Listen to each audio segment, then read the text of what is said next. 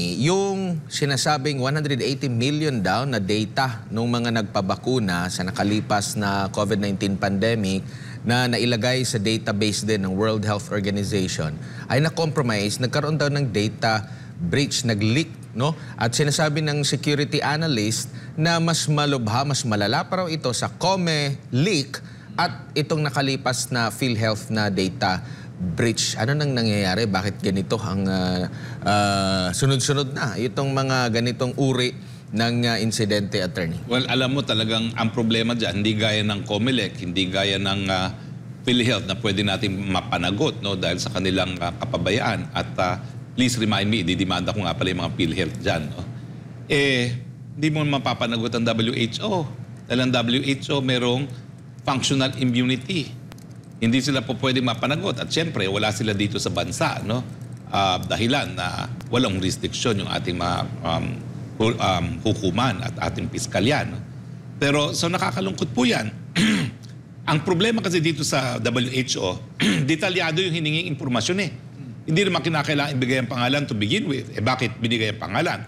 Dahil importante lang naman sa kanila, for monitoring purposes, ilan yung nagpabakuna at ilan ang populasyon. Yun lang. Dahil ang dinidetermine nila yung kailan tayo magkakaroon ng tinatawag na herd immunity. Yan po yung mga dapat na kung hindi kinakailangan impormasyon, hindi dapat hinihingi lalo na ng mga banyagang mga organisasyon. Dahil wala nga silang pananagutan dito sa Pilipinas.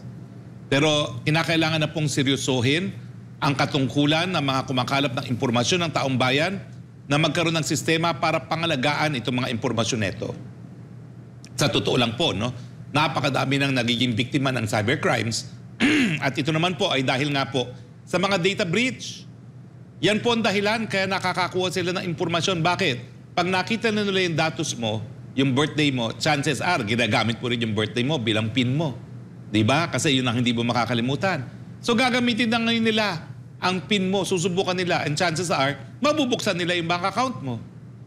Identity theft, ganyan din po yan. Kapag alam nila ang detalye mo, gagamitin nila ang detalye mo para magpanggap na ikaw sila, no?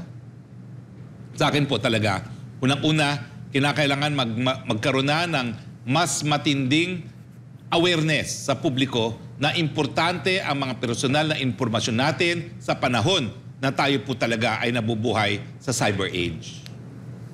Pangalawa, kinakailangan talaga gamitin natin ang batas para magkaroon ng pananagutan ng humahawak ng mga datos nito.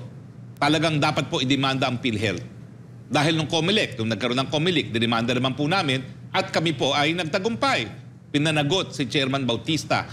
So at least po, miski hindi siya umuwi rito para sabihin kung anong pandaraya nangyari nung eleksyon, nung siya ay chairman ng COMELEC, napanagot namin siya for COMELEC. At saka, sa Amerika ngayon, pinananagot siya sa issue ng money laundering.